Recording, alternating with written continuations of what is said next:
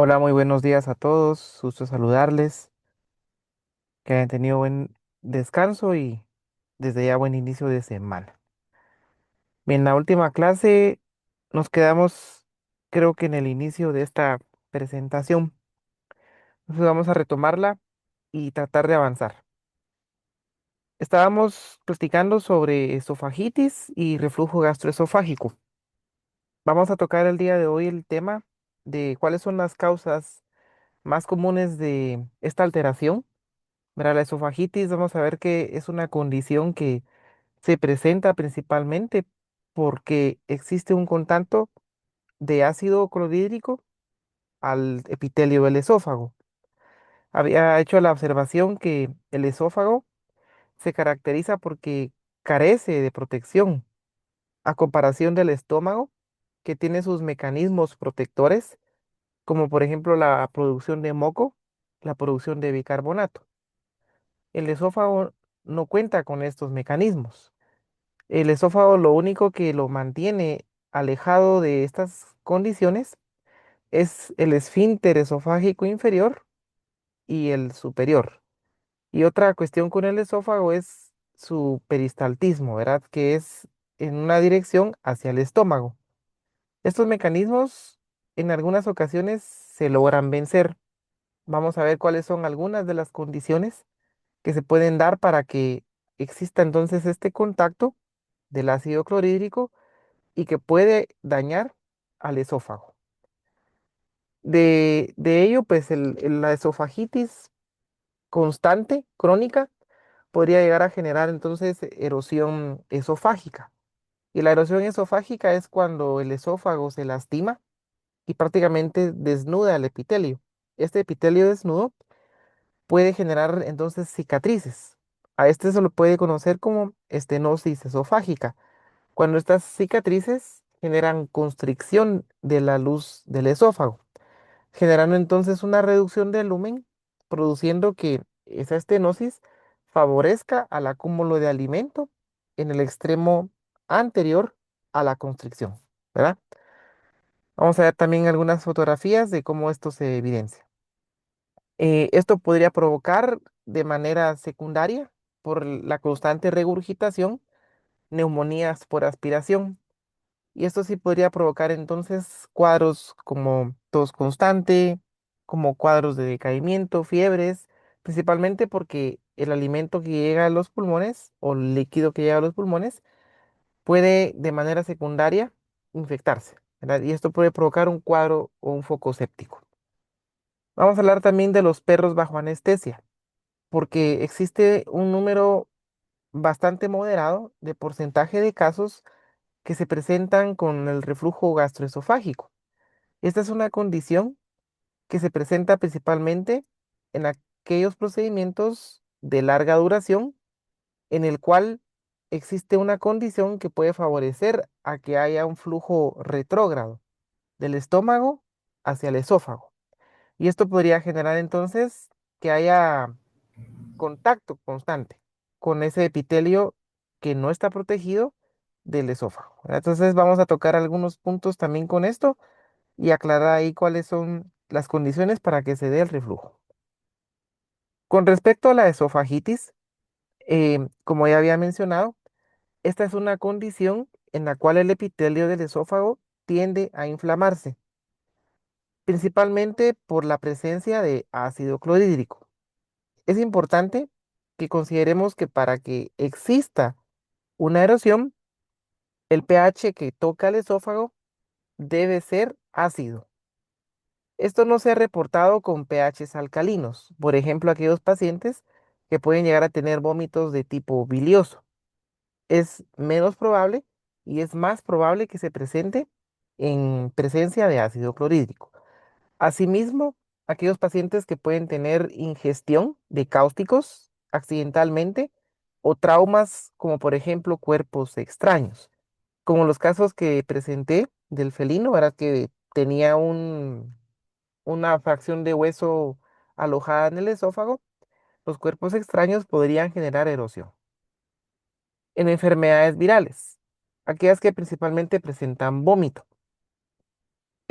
Clásico el parvovirus, ¿verdad? El paciente con parvovirus inicialmente puede tener vómito con alimento, posteriormente puede tener vómito ácido, al punto que puede tener hematemesis.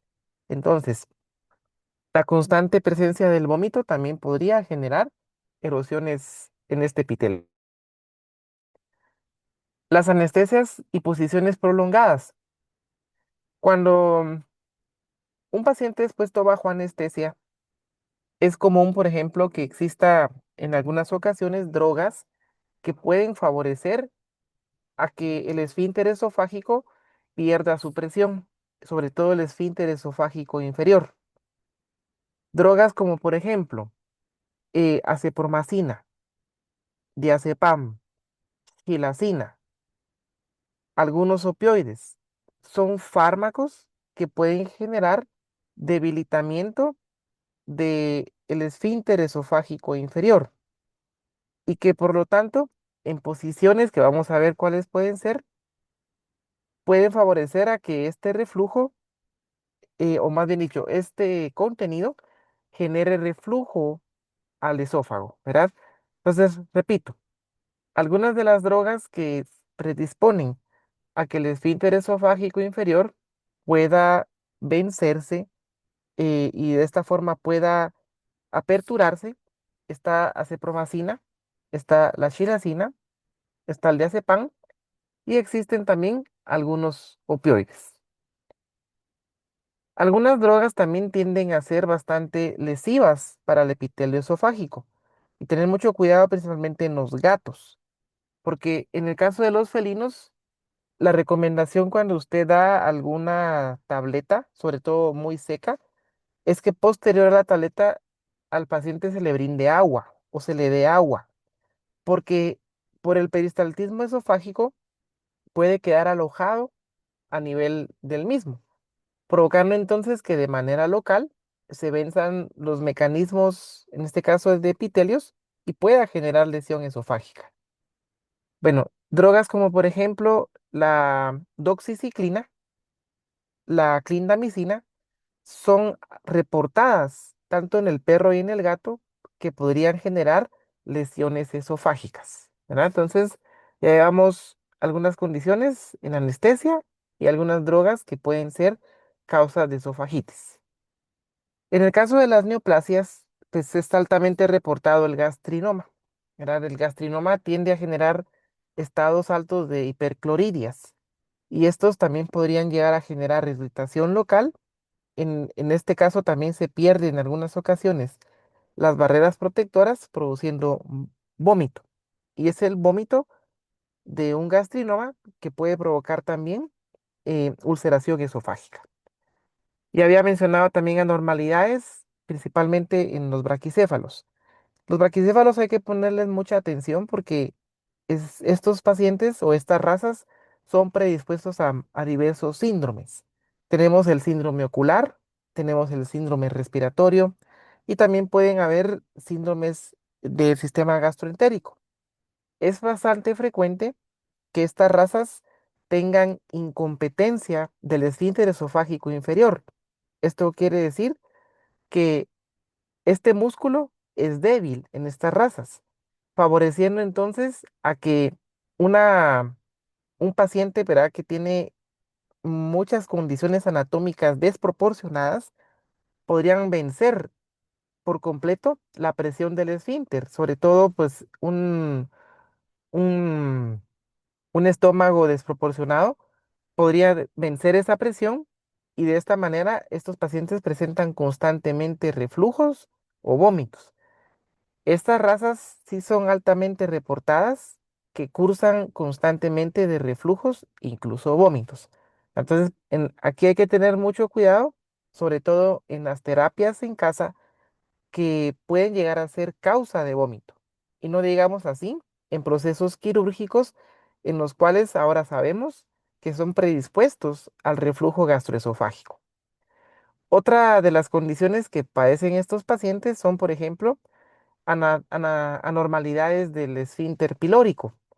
Existe una patología en esta raza que se llama estenosis pilórica.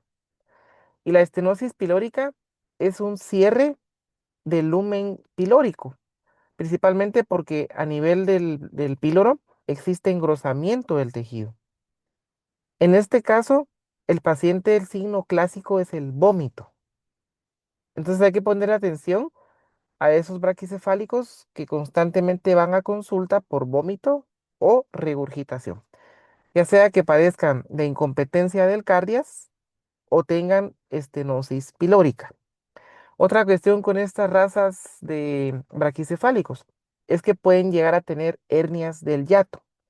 El hiato es, por así decirlo, un- una condición anatómica que está cercana al diafragma. Y en estas razas algunas veces el hiato puede generar hipertrofia. Y esta hipertrofia puede generar una hernia hiatal, que prácticamente es un saco, el que se forma, y este saco puede vencer a la presión del esfínter esofágico inferior, produciendo así entonces que fácilmente estos pacientes tengan reflujo con regurgitación.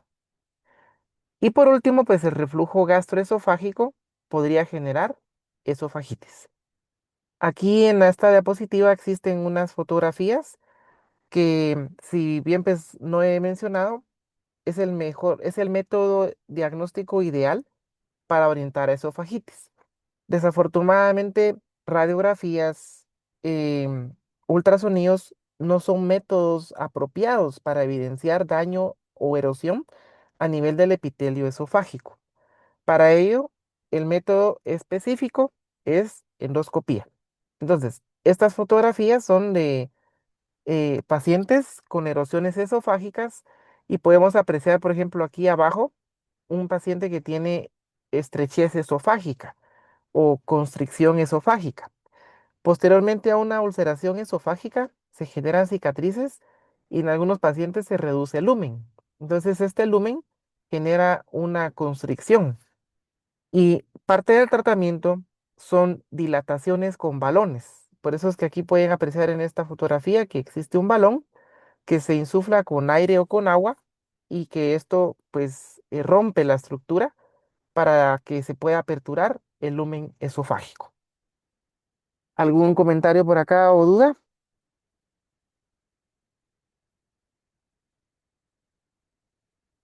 Muy bien. Entonces, signos clínicos característicos de enfermedades esofágicas. El principal o el más común, regurgitación. Usted, por ejemplo, recibe un paciente que la queja del tutor puede que sea vómito crónico. Hay que poner mucha atención porque muchas veces el tutor confunde el signo del vómito con regurgitación. Ya es trabajo de uno eh, hacer preguntas claves. Por ejemplo, el vómito se caracteriza porque es violento. Generalmente es en proyectil, tiene arcadas, tiene náusea. El paciente previo a vomitar muchas veces genera lamido bucal o de labios, puede generar hipersalivación en el vómito. En cambio, la regurgitación es pasiva y el paciente no tiene náusea, no tiene hipersalivación y el alimento generalmente solamente lo regresa. La regurgitación ocurre a los minutos de haber ingerido alimento, en cambio el vómito puede pasar varios, o sea, regurgitación son pocos minutos y el vómito puede ser un poco más de media hora, 40 minutos. Y generalmente el vómito, el alimento viene digerido, viene con moco o viene con contenido biliar o ácido. En cambio, la regurgitación no. Es más que todo un bolo formado en forma tubular.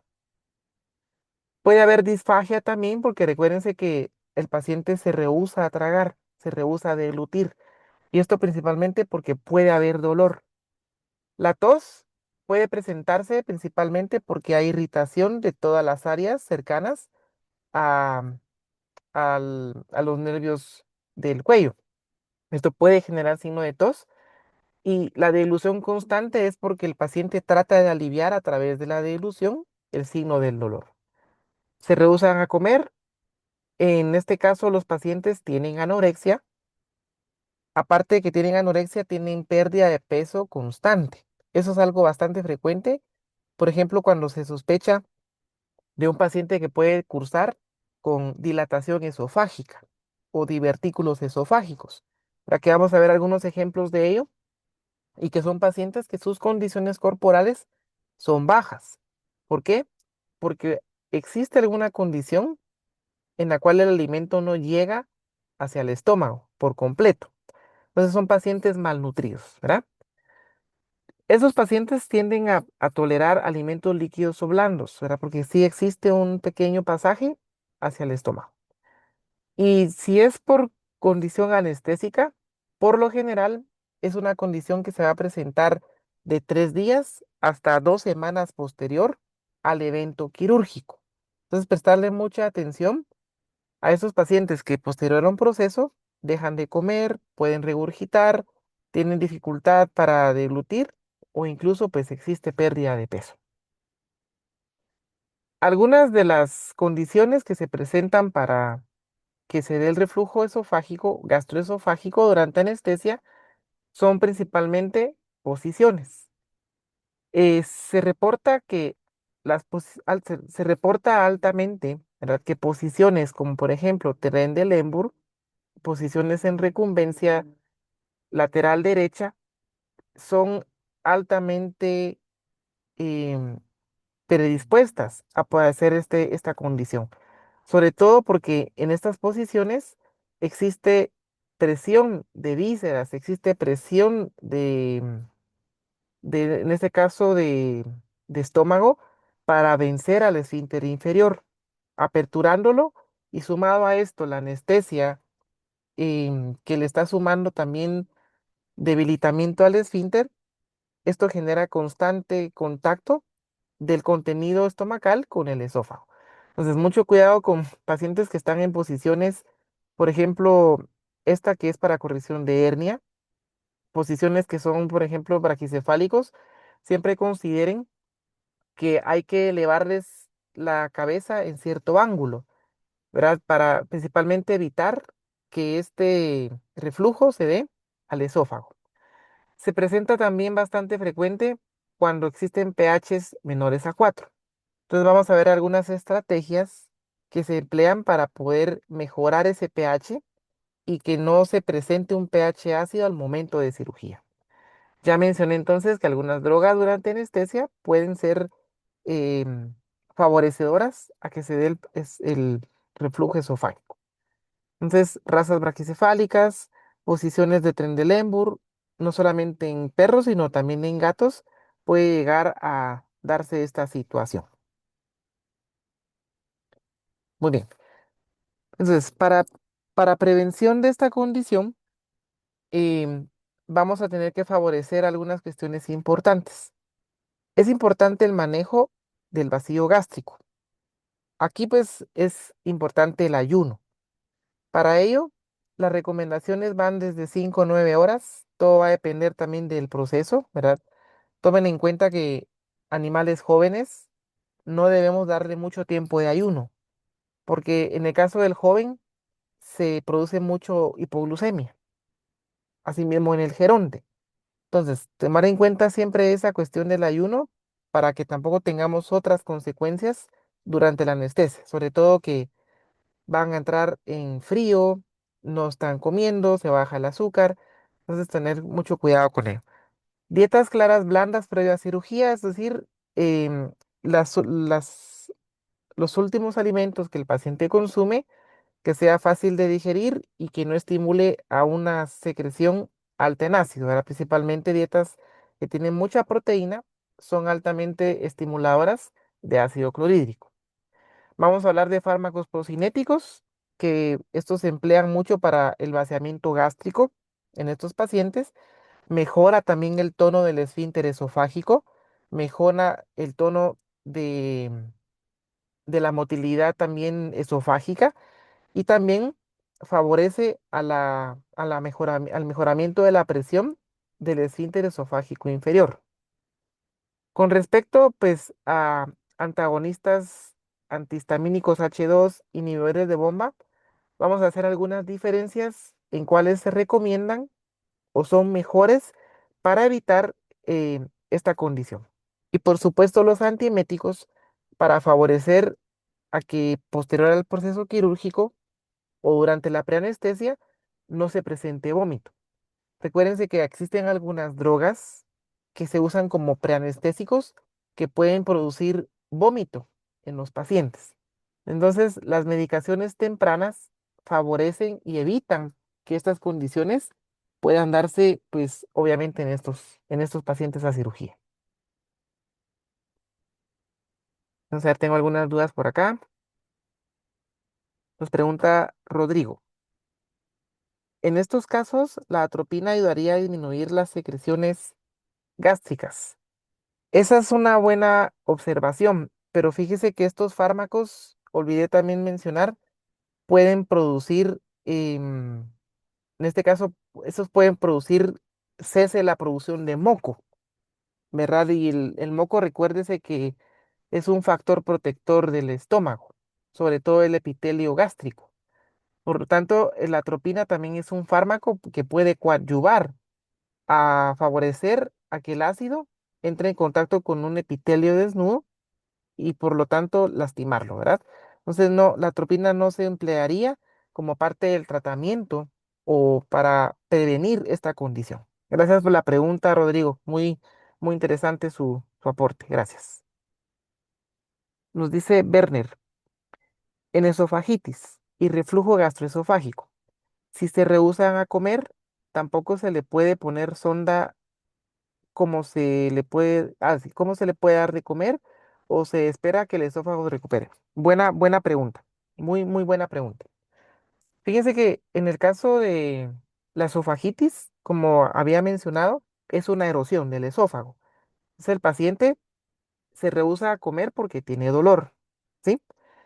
Recordémonos también que hay estrategias para evitar que esa erosión esofágica persista y se agrave. Vamos a ver entonces que algunas de las estrategias que se emplean es el uso de citoprotectores. Cuando el paciente tiene protección del epitelio, se suprime el ácido, se maneja el dolor, se controla el vómito, generalmente el apetito retorna y no es necesario llegar hasta colocar sonda esofágica. ¿De acuerdo? Esto se puede dar si estos pacientes ya tienen un tiempo crónico, es decir, varias semanas en la cual este cuadro está presente. Ahí sí se consideraría el uso de una sonda, pero inicialmente, con el control de algunas condiciones que voy a mencionar, el paciente logra comer. Ya voy a hablar de eso en un momentito, Werner. Gracias por las dudas, jóvenes. Muy bien. Entonces, parte del tratamiento vamos a proteger de futuros daños. Vamos a ver qué estrategias usamos para la citoprotección. Es importante descontinuar tratamientos orales. Si ese paciente está bajo algún tratamiento, considere medicar a su paciente vía parenteral, ya sea que emplee, por ejemplo, antibióticos parenterales o analgésicos parenterales. Vamos a hacer algunas observaciones con el uso de analgésicos, pero sobre todo porque tienden a ser bastante frecuentes en inhibir algunos mecanismos protectores del estómago, como mencioné la vez anterior. El manejo de la hipercloridria. Recuérdense que el ácido clorhídrico se produce a través de la estimulación de la célula parietal. ¿Cómo se produce el ácido clorhídrico?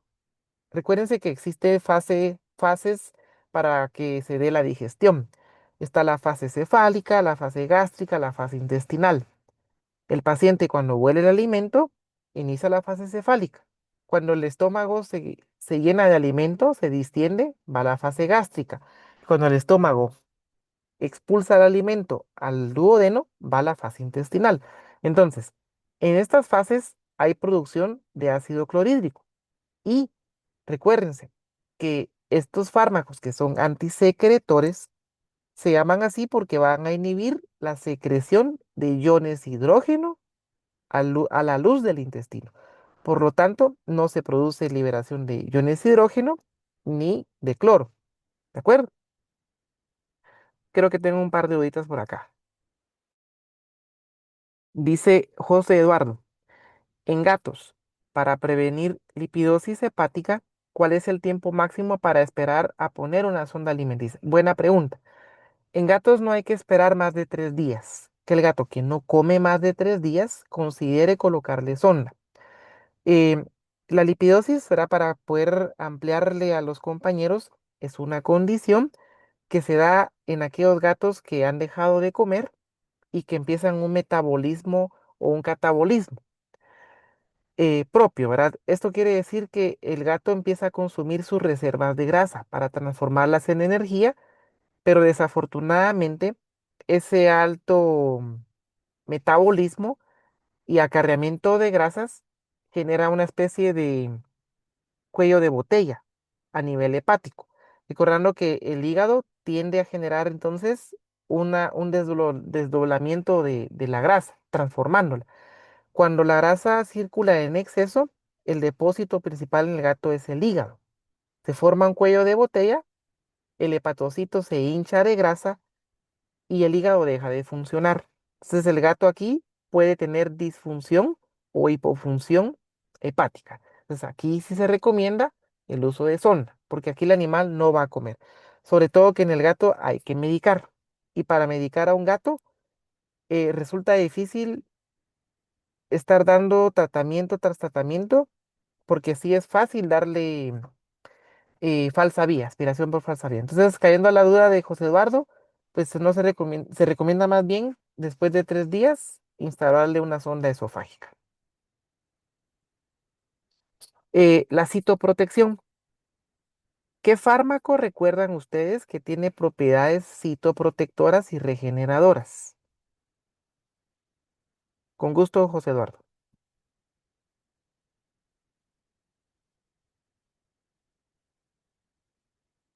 A ver, André. Sucralfato. Perfecto. El sucralfato. Vamos a hablar un poquito también sobre la controversia del sucralfato, ¿verdad? Control del vómito. Acción central. Pregunto, ¿ya vieron antiméticos? Sí, repasemos antimética ya. Vale, perfecto. Menciónenme un par de antiméticos de acción central. Ondansetron. Ok, ese es uno. Citrato de maropitán. Maropitante, de acuerdo, perfecto. Ahora bien, ¿por qué se llaman de acción central? Recuérdense que a nivel central, en el centro gatillo, hay receptores. Esos fármacos que ustedes acaban de mencionar tienen receptores a nivel central y periférico. Cuando, por ejemplo, un paciente es irritado por alguna sustancia nociva de manera periférica, se pueden activar por estas vías el vómito o cuando se irrita el centro del vómito porque hay alguna toxina bacteriana, alguna droga que está estimulando al centro del vómito. Entonces, la inhibición de estos receptores, principalmente de serotonina y el otro sería de la sustancia P, tienden entonces a inhibir al vómito de manera central, ¿verdad? Y el mejoramiento del tono del esfínter esofágico inferior y vaciamiento gástrico a través de gastrocinéticos. Entonces, si lo quieren ver de esta forma, estos deben ser los pilares del tratamiento que usted debe considerar al momento de evitar y tratar un paciente que cursa esofagitis o reflujo gastroesofágico. Pero también es el pilar para todos aquellos pacientes que tienen la vía oral indispuesta, ¿sí? Acuérdense que un paciente que tiene algún cuadro gastroentérico debe usted controlar todos estos puntos. Es un paciente que puede vomitar. Hablemos, por ejemplo, de una pancreatitis. Un paciente con pancreatitis que vomita no tiene la vía oral dispuesta. Entonces, hay que cuidar todos estos puntos para evitar que ese cuadro, pues obviamente empeore, ¿verdad? Entonces, parte del tratamiento vamos a ver qué medicamentos podemos disponer para poder, pues, orientar a un paciente que tiene un cuadro de estos o que secundario puede tener, por ejemplo, la vía oral indispuesta. Miren, pues, en el caso de los procinéticos, eh, hay recomendaciones con el uso de la cisaprida. La cisaprida tiende a ser un poquito mejor que la metoclopramida se emplea a dosis de 0,25 miligramo kilo cada 8 o 12 horas. La cuestión con la cisaprida es la presentación, ¿verdad? Que viene actualmente, pues hay disponible en goteros y que en algunas ocasiones en tallas grandes es un poquito inefectivo porque es costo por el costo, ¿verdad? Es decir, hay que darle mucho volumen a un paciente talla grande, ¿de acuerdo? Entonces, la cisaprida, este producto está disponible en el mercado, Cisaprid, se puede emplear para favorecer a la motilidad del esfínter, perdón, se puede usar para favorecer a la motilidad del esófago. Asimismo, se usa para favorecer a mejorar el tono del esfínter esofágico inferior. Entonces, tiene esos dos beneficios a nivel esofágico, evitando de esta forma que exista reflujo. Con respecto a los antisecretores, recuérdense que son antisecretores de nuevo porque generan inhibición de la secreción. Son mal llamados antiácidos, ¿de acuerdo? Porque los antiácidos de nuevo actúan a nivel del lumen. Está disponible antagonistas H2 o los inhibidores de bomba.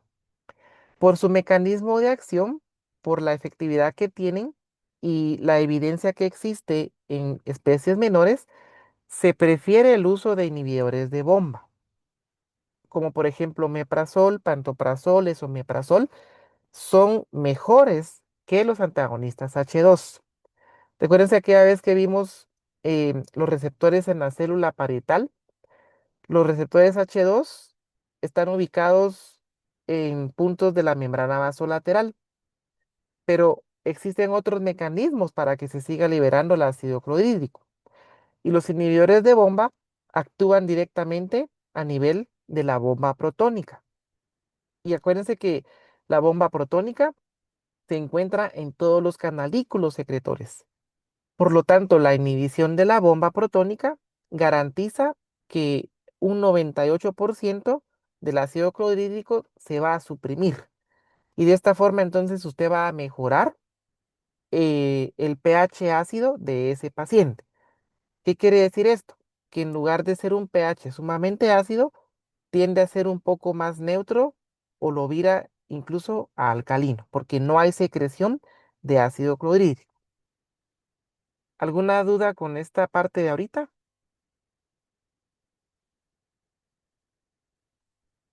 Nos pregunta el compañero Juan.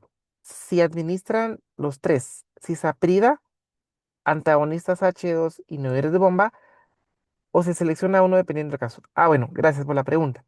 No, aquí ahorita estoy hablando sobre ventajas, desventajas, ¿verdad? Si vamos a utilizarlos como terapia, recomendaciones en el caso de procinéticos, cisaprida, ¿de acuerdo? Como había mencionado, los fármacos antisecretores que tienen mejor actividad son los inhibidores. Por lo tanto, aquí usted puede optar por inhibidor. Entonces, cisaprida, inhibidor. Les pongo antihistamínicos porque si bien no son tan efectivos, puede ser que en algún momento pues se considere su uso. Ahora sabiendo que es mejor el inhibidor, obviamente nos quedamos con este.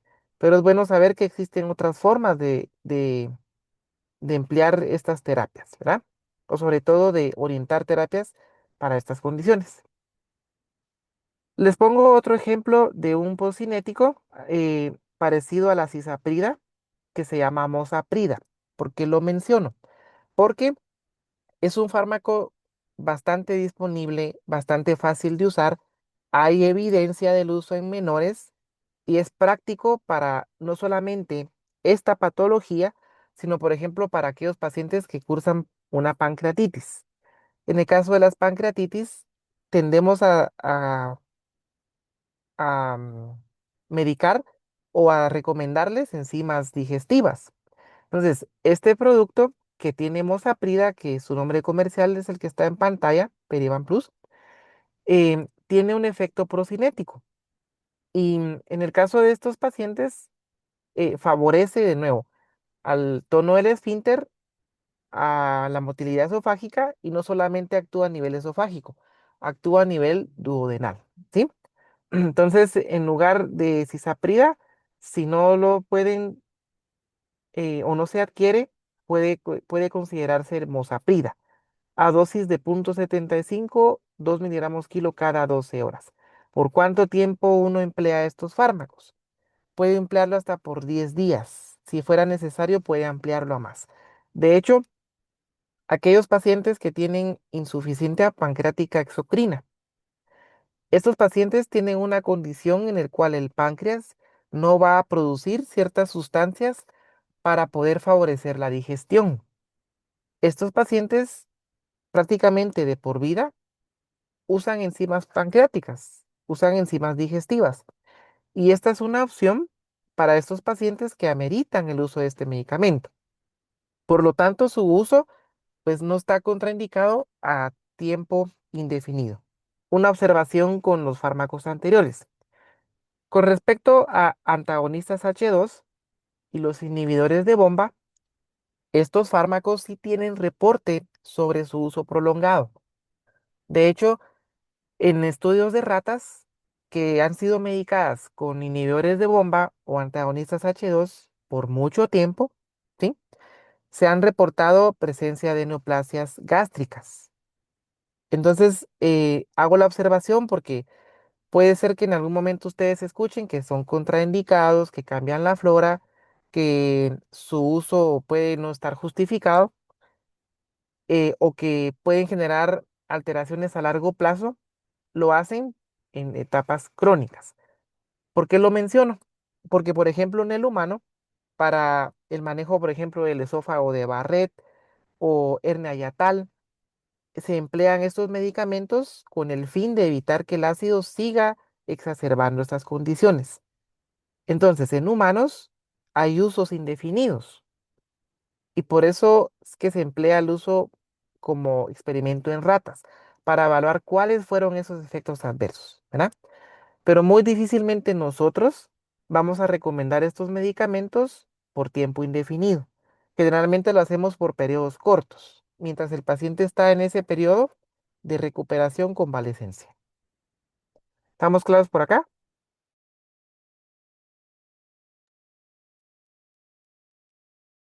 Muy bien. Ahora, creo que el compañero Juan también hacía una pregunta o voy a complementar una pregunta ahí. ¿Creen ustedes que se pueden emplear inhibidores y antagonistas? ¿Será práctico hacer esto? No creo porque de todas maneras la inhibición de protones, de la bomba de protones, hace que no salga la mayoría del ácido clorhídrico. Exacto, ¿verdad? No, no es recomendable, ¿de acuerdo? Es suficiente con el inhibidor.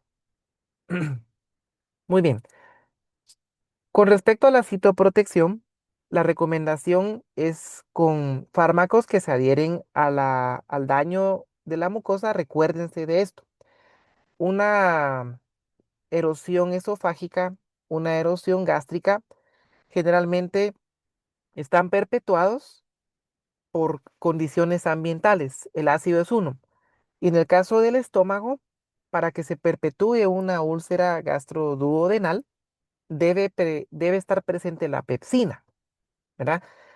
En el caso del esófago, recuérdense que el esófago, aparte que carece de esta protección, el esófago es un órgano que no tolera el ácido. Y les pregunto, ¿cómo funciona el sucralfato? ¿O cómo se activa el sucralfato?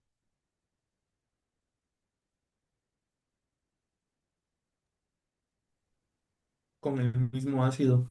Exactamente. El sucralfato necesita de un medio ácido para activarse y poder cubrir el defecto de la úlcera. Entonces, en el caso del esófago, hay evidencia que dice que es contradictorio por el mecanismo de acción, pero también hay evidencia en el cual los pacientes han mejorado, ¿verdad? Entonces, si lo quieren ver de esta forma, eh, no nos dice que está mal usarlo, ni tampoco nos dice que está bueno usarlo. Entonces, en este caso, se recomendaría su uso sabiendo que puede pues, no llegar a su fin. ¿De acuerdo? a dosis de 1 gramo cada 8 o 12 horas. De igual forma, pues un tiempo de unos 10 días mientras esta condición eh, se va mejorando. La metoclopramida es un fármaco pues que actualmente puede que se recomiende. em, de hecho, pues tiene mucho efecto sobre músculo liso.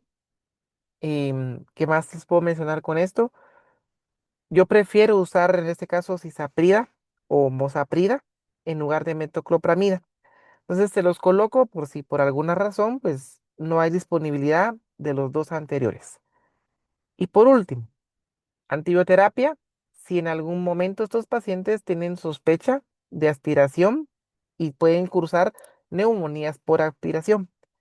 Dentro de los fármacos que se recomiendan para uso respiratorio, tenemos a los macrólidos, por ejemplo, eritromicina, claritromicina, acitromicina, que son fármacos que tienen bastante afinidad por el tejido respiratorio y que también son fármacos que pueden llegar a perfundir muy bien en las secreciones respiratorias, ¿sí? Por lo tanto, podríamos mencionar que son los fármacos de primera elección.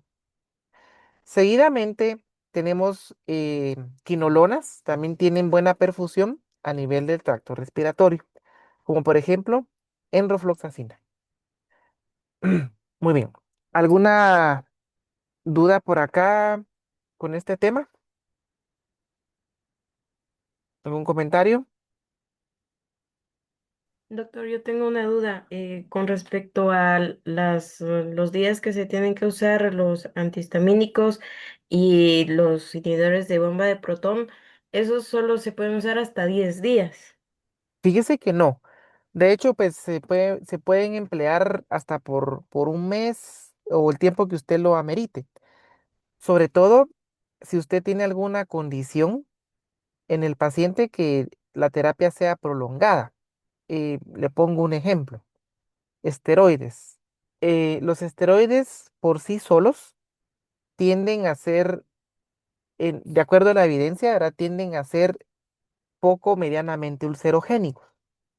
En el caso de terapias que ameritan esteroides a largo plazo, son aquellas enfermedades inmunomediadas o aquellas condiciones que son neoplásicas. En este caso, depende mucho de la dosis del fármaco también, porque si usted emplea, por ejemplo, dosis de esteroides altas antiinflamatorias o dosis inmunosupresoras, en este tipo de manejos sí se puede dar condiciones ulcerogénicas. Entonces ahí sí se recomienda el uso de este tipo de drogas, inhibidores de bomba. Eh, Aquí va a valer mucho también qué tanto responde el paciente a la droga, porque si es el paciente muy vomitador, definitivamente usted va a tener que usar este medicamento durante el tiempo que la droga de la enfermedad base el paciente la va a necesitar.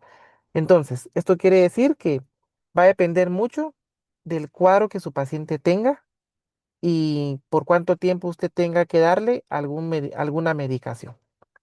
¿De acuerdo? Pero generalmente, muchas de estas terapias son de 1 a 2 semanas y no más que ese tiempo.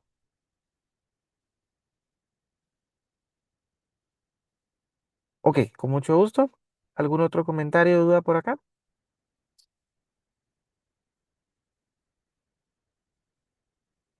Muy bien. Sí, Doc, yo tengo una duda por ahí. Con, mire, eh, aplicando lógica más que conocimiento, no le encuentro mucho sentido a administrar inhibidores de bomba de protones con sucralfato. Si el sucralfato se activa con ácido y el inhibidor de bomba de protones, eh, como su nombre lo indica, inhibe la secreción de ácido, eh, no tiene mucho sentido utilizar el sucralfato si no se va a activar. No sé si lo estoy analizando bien o me estoy llevando por una lógica incorrecta. No, usted está en lo correcto, pero eso es algo bien importante que tiene que ver con la cronología de la administración de su terapia, porque lo que el compañero nos comparte es, eso pasa mucho, el error en la medicación, en la cronología y el orden, sobre todo el orden, ¿verdad? Cuando usted o cuando nosotros orientemos el uso del sucralfato, lo que el compañero nos menciona es bien importante. El sucralfato debe administrarse en un estómago vacío, porque de lo contrario, el sucralfato no se va a activar, precisamente porque estamos inhibiendo la forma en que debe de activarse, ¿verdad? Es una muy buena observación y eso debe verse mucho, repito, en la cronología de la terapia. Eso va plasmado en la receta. ¿En qué orden usted le va a dar los medicamentos a su paciente sabiendo los mecanismos de acción, ¿verdad? Pero eso es algo que sí se toma en cuenta al momento de medicarlo por escrito, compañero. Oye, buena observación. A usted, compañero, gracias. Bueno, jóvenes señoritas, si no hay alguna otra duda, voy a dejar la clase por acá, ¿verdad? Y esta semana les voy a cargar un material para que podamos trabajar el miércoles y ya les cargué las clases anteriores, solo les voy a tener pendiente subir presentaciones, ¿de acuerdo? Entonces, sí, adelante, André. Doctor, solo cuando estaba mencionando las causas de esofagitis, había mencionado también dos antibióticos que podían provocar, si no estoy mal, dijo úlceras. ¿Correcto? Mencionó clindamicina, pero mencionó otro. Doxi- do- ¿Cuál era? doxiciclina, Ah, doxiciclina. Ah, ok. Gracias. doxiciclina, ajá, correcto. Muy bien, compañero. Bueno, Bien, bien, jóvenes. Sí, sí, aprovechando el minuto. sí, sí. Ay, perdón, doctor.